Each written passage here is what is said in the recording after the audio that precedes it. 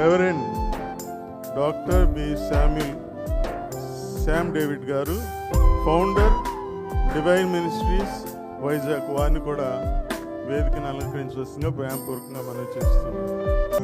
వారిని కూడా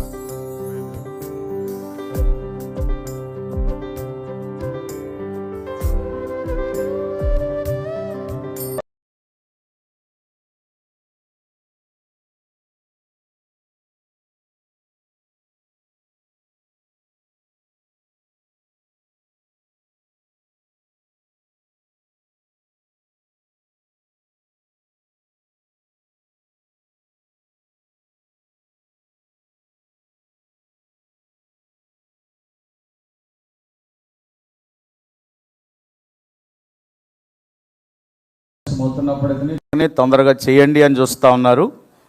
అలాగే తప్పనిసరిగా దేవుడు మిమ్మలను దీవించి ఆస్వాదించి ఈ వాక్యం ద్వారా దైవజనుల యొక్క ప్రార్థన మీ వివాహ జీవితంలో వివాహంలో నిలబడాలని కోరుతూ మరి ఈ యొక్క వాక్యాన్ని మీ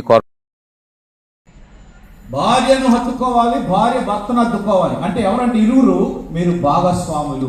ఊర్లు వేరైనా, మీరు చదువుకున్న చదువులు వేరైనా, మీరు చేస్తున్నటువంటి డిపార్ట్మెంట్లు వేరైనా, మీరు భార్యాభర్తలుగా జతపరచబడిన తర్వాత మీ భిన్నత్వములో ఏకత్వము దేవుడు చూడాలా.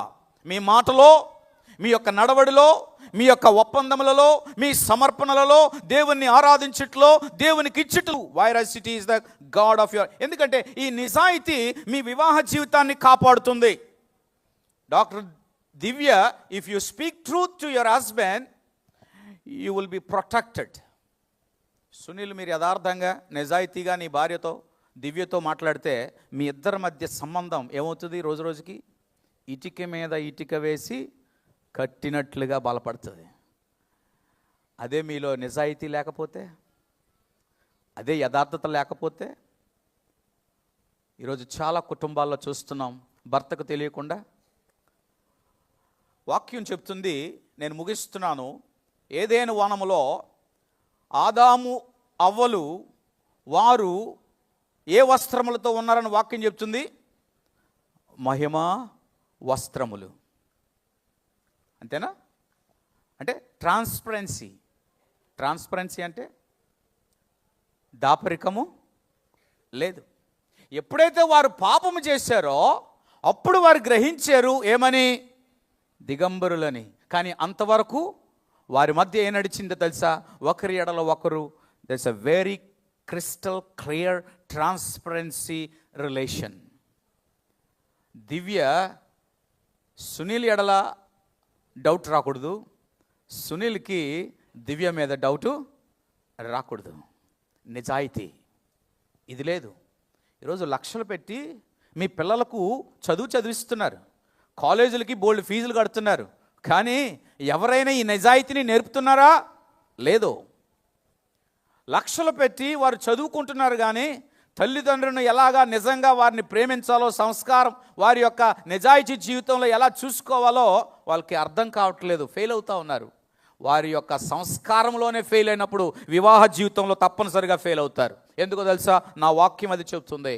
అందుకే మన పిల్లలను, మన బిడ్డలను, మన యవన బిడ్డలను వాక్యము ద్వారా, ప్రార్థన ద్వారా వారిని పెంచి పోషించి దేవుని యొక్క సన్నిధిలో వారిని మనము ఎదిగింప చేయాలి. అర్థమవుతుందమ్మా? యా, నిజాయితీ, ద ట్రూత్ ఈజ్ ఇంపార్టెంట్. నేటి కాలంలో ప్రియులరా, నేటి కాలంలో ఈ నిజాయితీ ఎలాగైందంటే, మా కులపోలే కావాలండి, మా స్టేటస్ వాళ్ళే కావాలండి, మేము చదువుకున్న వారే కావాలండి. ఇవన్నీ కూడా అబద్ధాలు కల్పించుకున్నారు. దేవుడు ఈ వివాహములో ఇవన్నీ పెట్టలేదు. నా బైబిల్ అలా బోధించలేదు. మాకు తెల్లగా ఉండాలండి, నల్లగా ఉండాలండి, మాకు ఈ స్టేటస్ కావాలండి, మాకు హై ప్రొఫైల్ కావాలండి. ఇవన్నీ కూడా అబద్ధాలు మనుషులు కల్పించుకున్నారు. ఈరోజు క్రైస్తవులు మరి ఎక్కువగా కల్పించుకుంటున్నారు. ఇది దేవుని దృష్టిలో యథార్థమైనది కాదు. పోనీలే, నీ కులపోలనే చేసుకున్నారు, మీరు అడిగినట్టే చేసుకున్నారు, మీరు అనుకున్నట్టుగా జరిగింది, కానీ నిజాయితీగా బ్రతుకుతున్నారా? Is there real truth in their family life? లేదే. ఈరోజు మనం చూస్తున్నాం నేటి కాలంలో ప్రియులరా, అజెండాలు పెట్టుకుంటున్నాం. ఏ అజెండా? ఇప్పుడు దివ్య సునీల్ అజెండా పెట్టుకున్నారేమో, ఒక పిల్లోడనే కందాం, ఇద్దరొద్దు, ముగ్గురేమో హద్దు, అంతేనా? నాకు తెలియదులేండి, మామూలుగా మాట్లాడుతున్నాను. వివాహం అయిపోయిన తర్వాత మేమందరం వెళ్ళిపోయిన తర్వాత కంపల్సరీగా మీరు అజెండాలు పెట్టుకుంటారు. ఈరోజు మీరు పెట్టుకునే అజెండా కాదు, దేవుడు ఆల్రెడీ పెట్టాడు ఒక అజెండా. ఏంటి అజెండా? ఆదాముతో అవ్వముతో దేవుడు అన్నాడు, మీరు ఫలించి, చెప్పండి అజెండా ఏంటో చెప్పండి, దేవుడు పెట్టే అజెండా ఏంటో చెప్పండి. మీరు ఫలించి, మీరు ఫలించి అభివృద్ధి. ఈ మధ్యనే గే మ్యారేజెస్ జరుగుతున్నాయి. గే మ్యారేజ్ అంటే పురుషులు ఆదాము ఒంటరిగా ఉండుట, నరుడు ఒంటరిగా ఉండుట ఇష్టం లేదు అని దేవుడే అన్నాడు. మరి ఒంటరిగా ఉండుట దేవునికి ఇష్టం లేదంటే మరి ఆదాము లాంటి ఇంకోటి తయారు చేసి దేవుడు ఇవ్వచ్చు కదా. ఎవరిని చెప్పండి? పోనీ ఒకవేళ ఇచ్చాడు అనుకో, వాళ్ళు పిల్లలేనగా అంటారా? ఇప్పుడు గే మ్యారేజ్లు చేసుకున్నవారు, స్త్రీలు వివాహం చేసుకునేవారు, వాళ్ళు ఏమైనా వివాహం చేసుకుంటారా? వారు ఫలిస్తారా? ఇది కూడా దేవునికి విరోధమైనదే. ఇందులో నిజాయితీ లేదు. ఈ వాక్య సత్యాన్ని దేవుని బిడ్డలు గ్రహించాలి ప్రియులారా. ఈ వివాహంలో మీరు చూసుకోవాల్సింది ఘనత. దివ్య మాట నువ్వు నమ్మితే అది ఆమెకు ఘనత, సునీల్ మాట దివ్య నమ్మితే అది తనకి ఘనత. నా భార్య నా మాటే నమ్ముతుంది, నా భర్త నా మాటే నమ్ముతాడు. మీరిరువురు దేవుని మాట నమ్మి ఒకరి ఎడల ఒకరు నమ్మకం కలిగి ఉంటే మీ దాంపత్య జీవితం దేవుని దృష్టిలో కనపరచబడుతుంది. భిన్నత్వం, డిఫరెంట్ బ్యాక్గ్రౌండ్ నుంచి వచ్చారు, డిఫరెంట్ కలర్స్ నుంచి వచ్చారు, డిఫరెంట్ రుచుల నుండి వచ్చారు. కానీ ఈరోజు దేవుని నామములో, దేవుని బట్టి, వాక్యాన్ని బట్టి మీరు ఇరువురు మూడి అయి ఉన్నారు. ఆదాము అంటున్నాడు, నా ఎముకలలో నా వైఫ్, మై హస్బెండ్, నా belonging, the sense of belonging.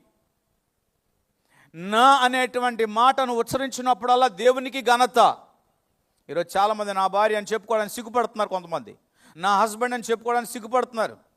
ఒక ఆయన చేసుకున్నాడంట, వాళ్ళ ఆవిడ తల చాలా ఉంగరాలు కింద వరకు ఉంటుందని చేసుకున్నాడట. చేసుకున్న తర్వాత మూడు నెలల తర్వాత టైఫాయిడ్ వచ్చిందట. టైఫాయిడ్ జ్వరంతో పాపం ఆవిడే బాధపడుతూ ఉండగా టైఫాయిడ్ జ్వరం అయిపోయిన తర్వాత తల అంతా పోయిందట. ఆ తర్వాత ఫ్రెండ్స్ వచ్చి అడుగుతున్నారంట, ఏరా మీ భార్య? దాంట్లో ఇదిగో నా భార్య. ఏంటి ఎలా ఉందేటి, గుండావిడ చేసుకున్నావేటి అని. గుండావిడ కాదు, ఆవిడ తల ఉన్నప్పుడే చేసుకున్నా, కానీ టైఫాయిడ్ జ్వరంతో పోయింది. నలుగురు 4 మాటలు చెప్పేటప్పటికి మనవాడికి మనసు ఇరిగిపోయింది. ఆ మనసుని ఎరగొట్టే సైతాన్ని కూడా ఉంటాడు. ఈరోజు తల్లులు కూడా కాపురాలు చేయకుండా చూస్తున్నారు, అత్తలు కూడా కాపురాలు చేయకుండా చూస్తున్నారు. ఇవన్నీ సాతానుడి యొక్క కుతంత్రాలు ఇవి. ద స్ట్రాటజీ ఆఫ్ మ్యారేజ్లో the satan is always working. ముఖ్యంగా దేవుని బిడ్డల్లో, దేవుని కుటుంబాల్లో కూడా ఇది బలంగా పనిచేస్తుందండి. కనుక ఈ వివాహం యొక్క ఉద్దేశం ఏంటో తెలుసా అండి? దేవుడు తన చిత్తాన్ని జరిగించటానికే మీ వివాహములో ఎల్లప్పుడూ కూడా ప్రయాసపడాలి. ఈరోజు డాక్టర్ సునీల్ నేను చేసుకున్నాను, ప్రభువా నేను డాక్టర్ సునీల్ చేసుకొని నేను నీకు ఏ విధంగా కనపరచాలి అని అడిగేటువంటి బాధ్యత, ఒబ్లిగేషన్ ఈరోజు డాక్టర్ దివ్యకు ఉంది. అలాగే డాక్టర్ దివ్యాన్ని నేను వివాహం చేసుకుంటున్నాను కనుక ప్రభువా నేను ఒక నీ బిడ్డగా నా వివాహ వ్యవస్థలో నా బాధ్యత ఏంటి, నా ఒబ్లిగేషన్ ఏంటి అని నువ్వు అడగాలి. ఇలాంటి దేవునిని అడిగేటువంటి దంపతులు, దేవుణ్ణి అడిగేటువంటి భార్యాభర్తలు ఈరోజు నిజంగా మీ కుటుంబాల్లో ఉండగలిగితే నా దేవుడు తన ఉద్దేశాన్ని బయలుపరుస్తాడు. God will reveal a purpose in your life. నీ జీవితంలో దేవుడు తన ఉద్దేశాన్ని బయలుపరుస్తాడు. ఈ మాటలు ఎవరు బయట చెప్పరు. బయటికి వెళ్ళిన తర్వాత మిమ్మల్ని గ్రీట్ చేస్తారు, బయటికి వెళ్ళిన తర్వాత మిమ్మల్ని విష్ చేస్తారు, బయటికి వెళ్ళిన తర్వాత మీరు పెట్టిన ఆహారం అన్నీ తినేసి వెళ్ళిపోతారు. ఆ తర్వాత మీ ఇద్దరే ఈ పడవ ప్రయాణం, ఒకరినొకరు గనపరుచుకోవడం, ఒకరినొకరు ఏకమవడం, ఒకరినొకరు నిజాయితీగా బ్రతకడం, ఇదే దేవుడు కోరుతున్నాడు. ఈ విధంగా మీరు చేయగలిగితే యువర్ ఫ్యామిలీ లైఫ్, మీ వివాహ జీవితం నిలబడుతుంది. పడద్రోయాలని ఆశించేవాడు ఎవడో తెలుసా? అపవాది. పడద్రోయాలని ప్రేరణ కలిగిన వాడు అపవాది. అలాంటి ప్రేరణ ఎవరి వలన కలగకుండా నిమిత్తమై మీరిరువురు దేవుని సన్నిధిలో మీరు ప్రార్థించాలి. ఏకూర్జామున లేవండి, మీరిద్దరు చేతులు జోడించి ప్రార్థన చేయండి. Your prayer life will build your life. Status కాదు, మీ డిగ్రీ కాదు, మీరు సంపాదించే సంపద కాదు, లేకపోతే మీరు ఆర్జించేది ఏది కాదు, అవేవి కూడా మీ ఫ్యామిలీ జీవితాన్ని కట్టలేవు. I guarantee. ఎందుకో తెలుసా? అవన్నీ కూడా తుచ్చమైనవి, అవన్నీ కూడా అల్పమైనవి. మీ ఫ్యామిలీ జీవితం కట్టాలి అంటే కేవలం దేవునితో మీకున్న రిలేషన్, మీరు ఆయన గనపరచండి, ఆయనకు ప్రార్థించండి, ఆయన ఆరాధించండి, ఆయన సన్నిధిలో మీరు ఎదగండి. తప్పనిసరిగా దేవుడు మీ యొక్క వివాహ జీవితాన్ని సక్సెస్ఫుల్ చేస్తాడు. అలాంటి సక్సెస్ఫుల్ ఫ్యామిలీ లైఫ్ మీ జీవితంలో నిలబడాలని దైవ సేవకునిగా నేను కోరుకుంటూ ఈ మాటలు నేను ముగిస్తున్నాను.